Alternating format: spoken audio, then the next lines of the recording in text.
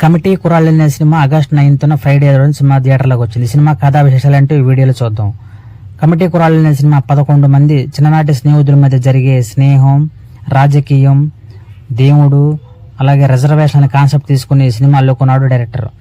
బరింకాళమ్మ తల్లి జాతర, బలిచేట అనే కాన్సెప్ట్ చుట్టూ జరిగే కథే ఈ సినిమా. అయితే ఈ 11 మంది మధ్యలో వాళ్ళ మధ్య జరిగే ఘర్షణ వల్ల ఒక స్నేహితులను కోల్పోవడంతో వాళ్ళు పడే ఘర్షణ అది బరింకాళమ్మ తల్లి జాతరకి అడ్డవడంతో ఆ జాతర 12 ఏళ్ల తర్వాత మళ్ళీ జరిగిందా లేదా అనే కాన్సెప్ట్ తీసుకుని సినిమా నడిపాడు డైరెక్టర్. అయితే సినిమా చూస్తున్నంతసేపు మన చిన్ననాటి జ్ఞాపకాలు మన కళ్ళ ముందు మెదలాడుతాయి. అయితే సినిమాలో అందరూ కొత్త వాళ్ళు అవడంతో సందీప్, త్రినాథ్ వర్మ, అలాగే మాచిరాజు కొత్త వాళ్ళు, అలాగే ఎక్స్పీరియన్స్డ్ క్యాండిడేట్గా గోపరాజు, సాయి కుమార్, కంచరపాలెం కిషోర్ లాంటి ఎక్స్పీరియన్స్ క్యాండిడేట్లతో సినిమాని కథని వేరే లెవెల్కి తీసుకెళ్లాడు డైరెక్టర్. ఈ సినిమా కథాంశం అంతా మనకి ఎమోషన్ టచ్తో, అక్కడక్కడ కామెడీతో ప్రసాద్ బెహ్రా అనే యూట్యూబ్ స్టార్గా వెలుగుతున్న ఇతను క్యారెక్టర్ ఈ సినిమాకి హైలైట్ అని చెప్పాలి.